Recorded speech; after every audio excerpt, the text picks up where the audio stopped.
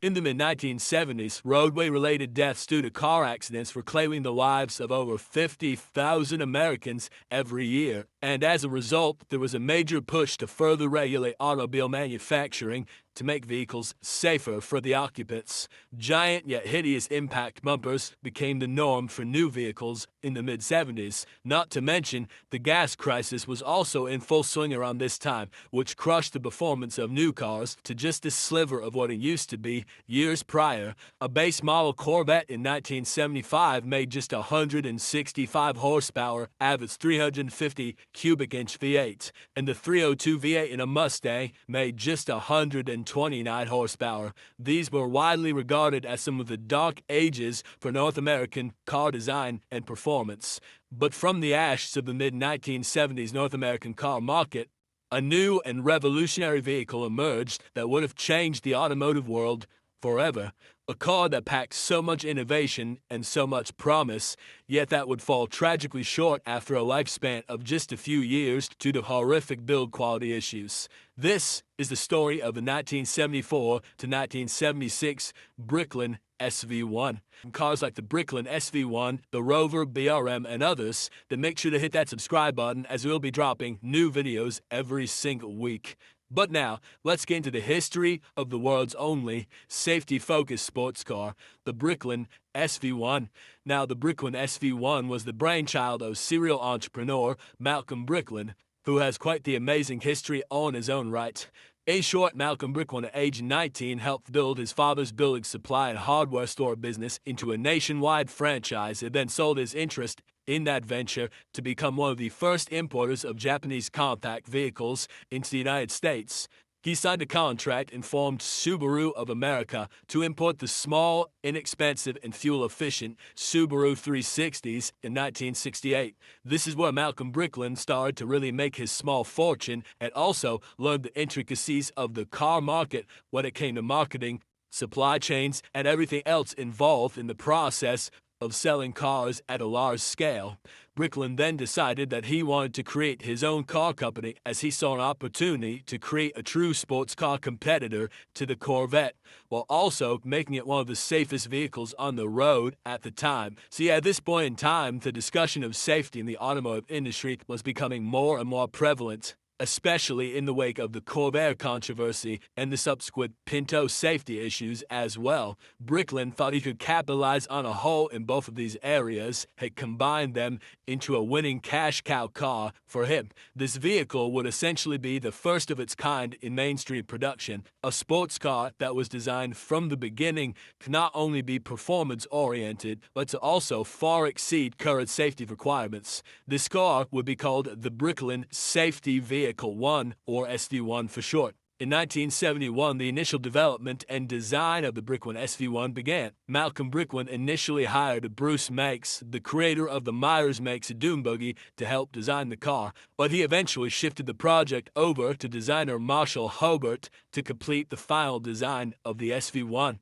The SV1 looked unlike anything else on the road at the time, which would add to its appeal, but they had to turn that design into a reality.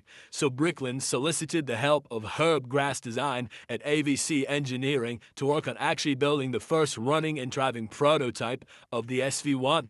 Now, building and designing a new car and all of its components entirely from scratch was just not cost-effective for a small company to do, and Bricklin knew that. So the initial Bricklin prototype, which was affectionately named the Gray Ghost due to its gray color, was absolutely a par spin special. It used the independent rear suspension from a Datsun 510, a Chrysler Slant 6 engine, and tons of other parts from various manufacturers throughout the car. This was the only prototype of the car that featured a non-V8 engine. All subsequent production versions of the car had American V8 power plants.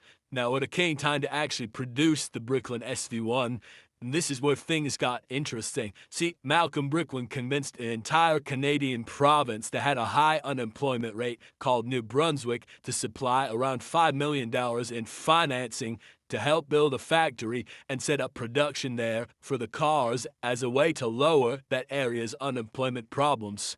What seemed like a great deal for both parties would actually end up being a large part of the downfall of the car, which we'll cover later.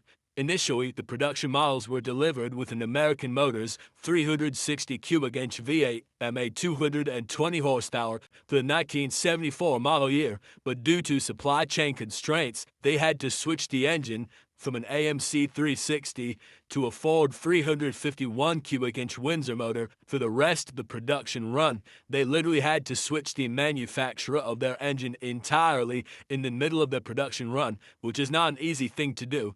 The Ford 351 by 1975 and 1976 was only making around 175 horsepower. The early Bricklin SV1s were available with an automatic or an exceptionally rare Borg-Warner T10 4-speed manual transmission, but there were hardly any manuals made, and the manual cars were only available with the AMC 360. When the Ford motor was introduced to the lineup, customers could then only get the car with a 3-speed automatic. 0 to 60 was completed in about 9.9 seconds, and the quarter mile was 16.6 seconds as tested, with the Bricklin SV1 topping out at around 115 miles per hour. The MSRP on the SV1 was just under $8,000 when it was first introduced, but production costs rose, leaving the final MSRP for the last vehicles at $9,980. In an effort to simplify the supply chain further on the production models, the Datsun rear suspension from the prototype was swapped out for AMC Hornet rear suspension to sort of tie in with the introduction of the AMC engine, which would then subsequently be taken out after one model year. Now, the most interesting parts about the Bricklin weren't actually anything to do with its drivetrain at all, as that was relatively tame, as were most American cars in the mid-70s. The interesting bits were the body and safety features. See, being designed as the safety vehicle, the SV1 needed to have improved safety features that lived up to the name. The SV1 featured an internal rollover bar that would offer extra protection to occupants in the event of a rollover. The SV1's front and rear bumpers were also designed to be able to take a 5-mile-per-hour impact and absorb it completely fine thanks to its shock-absorbing bumpers, leaving the occupants and the rest of the car unscathed. The Bricklin SV1 also featured some other quirky features like hydraulic push-button operated doors, which, while they looked cool, they took around 12 seconds to open. Each door weighed 90 pounds, by the way. Another super interesting part about the Bricklin SV1 is the way that its body was assembled. See, unlike the Corvette where the whole body was fiberglass, the Bricklin used a very different acrylic and fiberglass composite means of construction. Essentially, with the Bricklin SV1, the body has 2 layers, a fiberglass base layer and then a second colored layer of acrylic that was bonded to the fiberglass layer. In fact, no Bricklin cars were ever actually painted. They were able to do what's called impregnate the acrylic mold with the color of the car, so essentially they eliminated the painting step altogether. When the Bricklin SV1 was actually tested by Car and Driver, they actually claimed that the SV1 was very much a comparable competitor to the contemporary Corvette, which is high praise for a brand new car from an unknown manufacturer, which begs the question, if the Bricklin SV1 had all the makings of this potentially great car and the critics actually liked the car, what actually happened that made the SV1 a failure?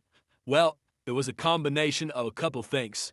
Mainly quality control and design. With all the time that went into designing the car to look great and be exceptionally safe, there were apparently lots of oversights on the engineering side to make sure all the little things came together and worked properly. The hydraulic doors, for example, frequently failed, leaving customers struggling to get out of their brand new and pretty expensive cars.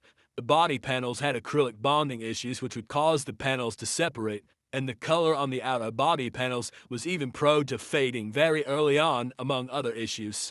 Also, in the effort to secure funding from the Canadian government as a way to build the car and also employ the locals, the Bricklin cars were assembled by people who had never built any cars before. But the even bigger issue was that you were having people that had never made a car before work together to build a car that itself had never ever been made before. It wasn't like you were having these people assemble a Camaro, which had already been fully engineered and quality controlled and had hundreds of thousands of vehicles built to work out the kinks. No, you were having these workers build a car that was far more complex in construction and one that was arguably rushed to market, which ended up leading to horrific quality control problems that plagued the SV1 from the start. Overall, just under 3,000 Bricklin SV1s were built throughout the production run from 1974 to 1976, with the company shutting its doors for good in 1976. Today, there are allegedly around 1,500 of these cars left on the road, and that number seems to get smaller and smaller every year, which is a shame. While the Bricklin was a quality control nightmare, it was still a car that was very ahead of its time, and objectively, it wasn't a bad sports car either. If only they had ironed out their production and engineering a little bit more before the car made it to market, it might have had a real shot at staying in production for a decade or more. And that concludes the short history of the Bricklin SV1. If you enjoyed this video, we'll greatly appreciate it if you could drop a like and also share this video with other enthusiasts. Also, please make sure you are subscribed to Rare Cars YouTube channel and smash the notification bell for more documentary-style videos just like this on the world's most interesting cars. Until next time, enthusiasts.